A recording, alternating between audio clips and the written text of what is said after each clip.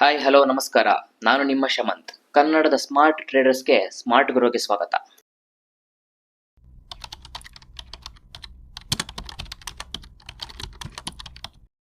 ಇವಾಗ ಯುದ್ಧ ನಡೀತಾ ಇರೋದು ಅಮೆರಿಕ, ಇಸ್ರೇಲ್ ಮತ್ತು ಇರಾನ್ ಮಧ್ಯೆ ಅಲ್ಲ, ಅಮೆರಿಕ ಮತ್ತು ಚೈನಾ ಮಧ್ಯೆ. ಹೇಗೆ ಅನ್ನೋದನ್ನ ಈ ವಿಡಿಯೋದಲ್ಲಿ ನೋಡೋಣ. ಇವತ್ತು ಪಾಕಿಸ್ತಾನದಲ್ಲಿ ಯು ಎಸ್ ಮತ್ತೆ ಇರಾನ್ನ ದೊಡ್ಡ ಅಫಿಷಿಯಲ್ಸ್ ಬಂದು ಒಂದು ನೆಗೋಷಿಯೇಷನ್ಗೆ ಕೂತ್ಕೊಂಡು ಮಾತಾಡಬೇಕು, ಯುದ್ಧನ ನಿಲ್ಲಿಸಬೇಕು, ಈ 2 ವೀಕ್ಸ್ ಎಕ್ಸ್ಟೆನ್ಷನ್ ಏನಿದೆ ಇದನ್ನ ಇನ್ನು ಮುಂದಕ್ಕೆ ತಗೊಂಡೋಗ್ಬೇಕು ಅಂತ ನೋಡ್ತಾ ಇದ್ರು. ಆದ್ರೆ ಆ ನೆಗೋಷಿಯೇಷನ್ ಫೇಲ್ ಆಗಿದೆ. ಪಾಕಿಸ್ತಾನದಲ್ಲಿ ಈ ನೆಗೋಷಿಯೇಷನ್ ನಡೆದಿದ್ರಿಂದ ಪಾಕಿಸ್ತಾನಕ್ಕೆ ಇವಾಗ ಯು ಎಸ್ ಇಂದ ಮತ್ತೆ ಇರಾನ್ ಇಂದ ಬಂದು ಇಲ್ಲಿ ಮೀಟಿಂಗ್ ಮಾಡ್ಕೊಂಡು ಹೋದ್ರು. ಆದ್ರೆ ಹೋಟೆಲ್ ಬಿಲ್ ನ ಪೇ ಮಾಡೋದು ಯಾರು ಅನ್ನೋದೇ ದೊಡ್ಡ ತಲೆನೋವಾಗಿದೆ. ಎಲ್ಲರೂ ಹೇಳ್ತಾ ಇದ್ದಾರೆ ಇವಾಗ ಅಮೆರಿಕ ಮತ್ತು ಇರಾನ್ ನಡುವೆ ಯುದ್ಧ ನಡೀತಾ ಇದೆ ಅಂತ. ಆದ್ರೆ ಅದರ ನಿಜವಾದ ಸತ್ಯ ಅಮೆರಿಕ ಮತ್ತೆ ಇರಾನ್ ಮಧ್ಯೆ ಅಲ್ಲ, ಅಮೆರಿಕ ಮತ್ತೆ ಚೈನಾ ಮಧ್ಯೆ.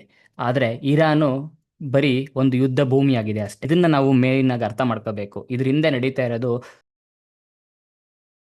ಯುದ್ಧ ಅಂದ್ರೆ ಬರೀ ಮಿಸೈಲ್ಸ್ ಅಲ್ಲ. ಅವ್ರು ಇವ್ರ ಮೇಲೆ ಯುದ್ಧ ಮಾಡ್ತಾರೆ, ಇಲ್ಲಿಂದ ಆ ಕಡೆ ಬಾಂಬಿಂಗ್ ಮಾಡ್ತಾರೆ, ಆ ಕಡೆಯಿಂದ ಈ ಕಡೆ ಬಾಂಬಿಂಗ್ ಮಾಡ್ತಾರೆ. ಬರೀ ಅಷ್ಟೇ ಅಲ್ಲ, ಯುದ್ಧ ಅಂತಂದ್ರೆ ದುಡ್ಡು, ಪವರ್ ಮತ್ತೆ ರಿಸೋರ್ಸಸ್. ಇವತ್ತಿನ ಬಿಗ್ಗೆಸ್ಟ್ ರಿಸೋರ್ಸ್ ಏನು ಅಂತಂದ್ರೆ ಅದು ಆಯಿಲ್. ಆಯಿಲ್ ನ ಯಾರು ಕಂಟ್ರೋಲ್ ಮಾಡ್ತಾರೆ ಅವರೇ ವರ್ಲ್ಡ್ ಮೋಸ್ಟ್ ಪವರ್ಫುಲ್ ದೇಶ ಆಗಿರುತ್ತೆ. ಅಮೆರಿಕಾನ ಎಲ್ಲರೂ ದೊಡ್ಡಣ್ಣ ಅಂತಾರೆ, ಅದು ಅದರ ಪವರ್ ನ ಉಳಿಸ್ಕೊಳ್ಳೋಕೋಸ್ಕರ ಚೈನಾಗೆ ಮುಂದಿನ ದೊಡ್ಡ ಎಕಾನಮಿಕ್ ದೇಶ ಆಗದೇ ಇರೋದಕ್ಕೆ ನೋಡ್ಕೊಳ್ಳೋದಕ್ಕೋಸ್ಕರ ಅಮೆರಿಕ ಈ ಯುದ್ಧನ ಮಾಡ್ತಾ ಇದೆ. ಇದು world's most important oil route ಆದಂತ ಸ್ಟ್ರೈಟ್ ಆಫ್ ಹಾರ್ಮೋಸ್ ನ ಇರಾನ್ ಕಂಟ್ರೋಲ್ ಮಾಡ್ತಾ ಇದೆ. ಜಗತ್ತಿನಲ್ಲಿ 20% ಆಯಿಲ್ ಮೂವ್ಮೆಂಟ್ ಬಂದು ಈ ಸ್ಟ್ರೈಟ್ ಆಫ್ ಹಾರ್ಮೋಸ್ ಮೂಲಕ ಆಗತ್ತೆ. ಈ ರೂಟ್ ನ ಕಂಟ್ರೋಲ್ ಮಾಡಿದ್ರೆ ಆಯಿಲ್ ಪ್ರೈಸ್ ಕಂಟ್ರೋಲ್ ಆಗತ್ತೆ, ಎಕಾನಮಿ ಕೂಡ ಕಂಟ್ರೋಲ್ ಆಗತ್ತೆ. ಆ ಇಂಟೆನ್ಷನ್ ಇಂದನೇ ಯು ಎಸ್ ಇರಾನ್ ಮೇಲೆ ಯುದ್ಧ ಮಾಡ್ತಾ ಇರೋದು. ಇವಾಗ ಈ ಯುದ್ಧ ಅಮೆರಿಕ ಮತ್ತೆ ಚೈನಾ ಮಧ್ಯೆ ಹೇಗೆ ನಡೆಯುತ್ತೆ ಅಂತ ಅನ್ನೋದನ್ನ ನೋಡೋಣ. China biggest buyer of Iran oil. Iran ಇಂದ ಎಕ್ಸ್ಪೋರ್ಟ್ ಆಗುವಂತ 80 to 90% ಆಫ್ ಆಯಿಲ್ ಚೈನಾನೇ ಬೈ ಮಾಡ್ತಾ ಇರೋದು. ಚೈನಾಗೆ ಇಂಡಸ್ಟ್ರಿ ರನ್ ಮಾಡೋಕ್ಕೆ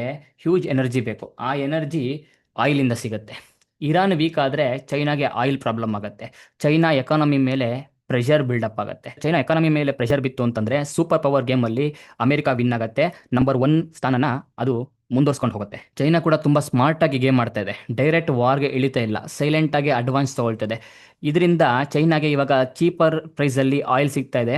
ಇರಾನ್ ನ ಸಪೋರ್ಟ್ ಮಾಡೋದ್ರಿಂದ ಅಮೆರಿಕ ಇವಾಗ ವಾರ್ ಮೇಲೆ ಸಿಕ್ಕಾಪಟ್ಟೆ ದುಡ್ಡನ್ನ ಸುರಿತದೆ. ಅಮೆರಿಕ ಹೆಚ್ಚು ವಾರ್ ಮಾಡಿದಷ್ಟು ಅದು ಹಣನ ಕಳ್ಕೊಳ್ತಾ ಬರುತ್ತೆ. ಇದು ಚೈನಾ ಗ್ರೋಗೆ ಹೆಲ್ಪ್ ಆಗುತ್ತೆ. ಇದರಲ್ಲಿ ಕ್ವಶನ್ ಈ ವಾರ್ ನಲ್ಲಿ ಯಾರು ಗೆಲ್ತಾರೆ ಅನ್ನೋದಲ್ಲ, ಈ ಯುದ್ಧ ಆದ್ಮೇಲೆ ವರ್ಲ್ಡ್ ಎಕಾನಮಿನ ಯಾರು ಕಂಟ್ರೋಲ್ ಮಾಡ್ತಾರೆ ಅನ್ನೋದು ತುಂಬಾ ಮುಖ್ಯ ಆಗುತ್ತೆ. ಇದರಿಂದ ಯಾರಿಗೆ ಬೆನಿಫಿಟ್ ಆಗ್ತಾ ಇದೆ ಅಂತ ತುಂಬಾ ನೋಡ್ಬೇಕು.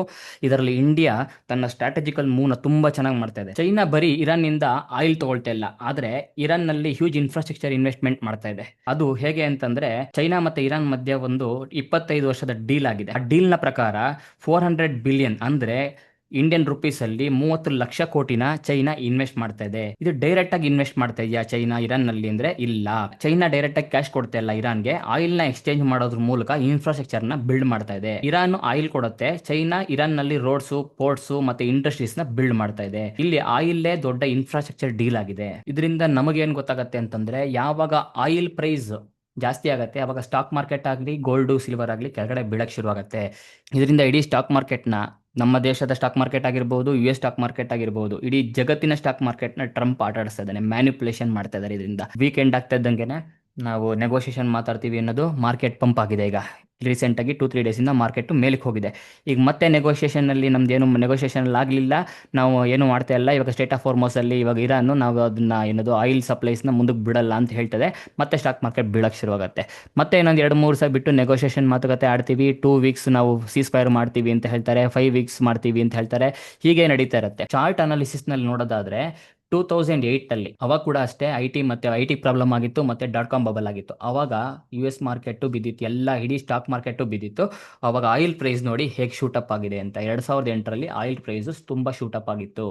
ಅದೇ ರೀತಿ 2022 ನಲ್ಲಿ ಯುಕ್ರೇನ್ ರಷ್ಯಾ ವಾರ್ ಶುರುವಾದಾಗಲೂ ಅಷ್ಟೇ ಆಯಿಲ್ ಶೂಟಪ್ ಆಗಿತ್ತು. ಆಯಿಲ್ ಶೂಟಪ್ ಆದಾಗ ಏನಾಯ್ತು, ಸ್ಟಾಕ್ ಮಾರ್ಕೆಟ್ ಕೆಳಗಡೆ ಬಿದ್ದಿತ್ತು. ಗೋಲ್ಡ್ ಮತ್ತೆ ಸಿಲ್ವರ್ ಕೂಡ ಸಸ್ಟೈನ್ ಆಗಿ ತುಂಬಾ ಕೆಳಗಡೆ ಬೀಳಲಿಲ್ಲ, ಆಮೇಲೆ ಮೇಲೆ ಓಡಕ್ ಶುರುವಾಯಿತು. ಯಾವಾಗ ಆಯಿಲ್ ಕೆಳಗಡೆ ಬೀಳಕ್ ಶುರುವಾಯಿತು, ಕ್ರೂಡ್ ಆಯಿಲ್ ಪ್ರೈಸ್ ಕೆಳಗಡೆ ಬೀಳಕ್ ಶುರುವಾಯಿತು, ಅವಾಗ ಸ್ಟಾಕ್ ಮಾರ್ಕೆಟ್ ಮೇಲಕ್ಕೆ ಹೋಗಿತ್ತು. ಇವಾಗ ರೀಸೆಂಟ್ ಆಗಿ ಫ್ರಮ್ $60 ಇಂದ $120 ತನಕ ಆಯಿಲ್ ಬಂದಿದೆ. ಆಯಿಲ್ ಪ್ರೈಸ್ ಇವಾಗ ರೀಸೆಂಟ್ ಆಗಿ ಡಬಲ್ ಆಗಿದೆ. ಡಿಸೆಂಬರ್ ಇಂದ ಏಪ್ರಿಲ್ಗೆ ಡಬಲ್ ಆಗಿದೆ. ಸದ್ಯಕ್ಕೆ ಇಲ್ಲಿ ರೆಸಿಸ್ಟೆನ್ಸ್ ತಗೊಂಡಿದೆ, ಇಲ್ಲಿಂದ ಮೇಲಕ್ಕೆ ಹೋಗ್ತಿಲ್ಲ, ಕೆಳಗೆ ಬೀಳಕ್ಕೆ ಶುರು ಆಗ್ತಾ ಇದ್ದಂಗೆನೆ ನಮ್ಮ ಮಾರ್ಕೆಟ್ ಮೇಲಕ್ಕೆ ಹೋಗಿ ಶುರುವಾಯಿತು.